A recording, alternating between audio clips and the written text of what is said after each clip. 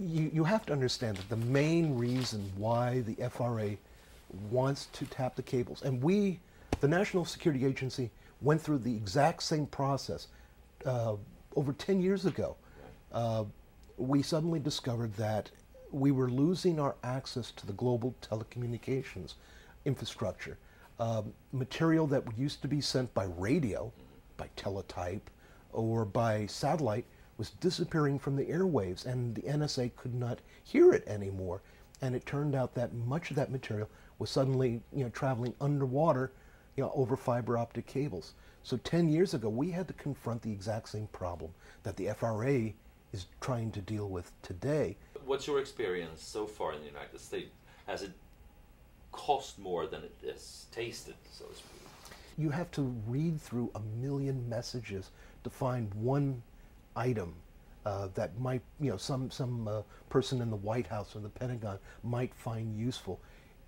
So you can understand why it is such an incredibly expensive process, and many people naturally within the U.S.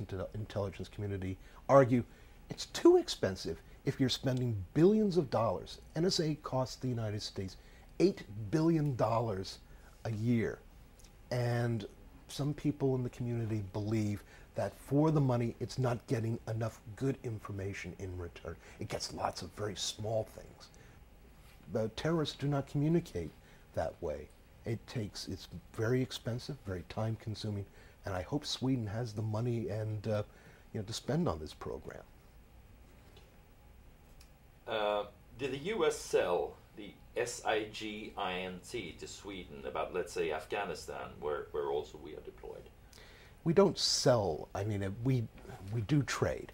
I guess it's a commodity. You can view intelligence information as no different than a bar of gold or a barrel of petroleum. It's treated in exactly the same way.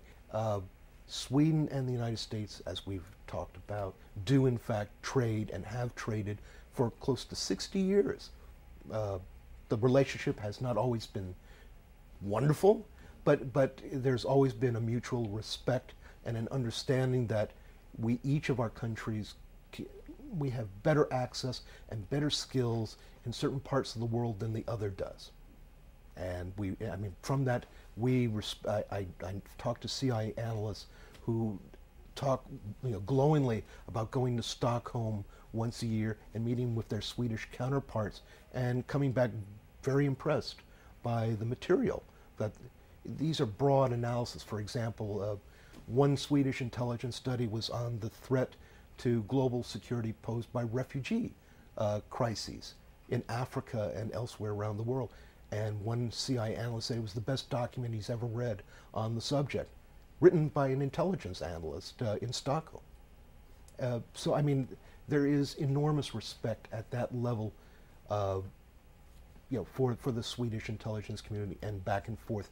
But there's no selling of information. I mean, it's a very, I know spying is a very tawdry world, where everything gets bought and sold. But basically, when you deal with foreign nations, you can't treat them like a piece of meat at the corner supermarket. It's based on personal relationships built up over many years. And for that reason, if you treat other countries badly, as the United States has in recent years, you lose your access to the information.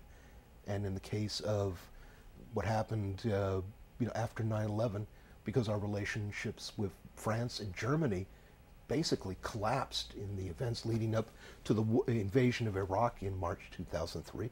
We lost access to French and German intelligence, and we're still desperately trying to repair the damage that was done at the intelligence level, coming out of that entire affair. So it doesn't matter how much money you have. Right. It's all based on, a lot of it, as you said, is politics. And good politics means friendship and understanding and collaboration. And when that breaks down, then it can cause enormous damage, as what happened in the events leading up to the Iraqi invasion. And this leads us up to my final question. How common is it that these intelligence organizations steal information or steal information they intercept from each other? Unfortunately, it is a very common occurrence. But, I'll put it into the present context. When the Soviet Union collapsed in 1991, suddenly the United States and our European allies, we lost our raison d'etre. We lost our main target.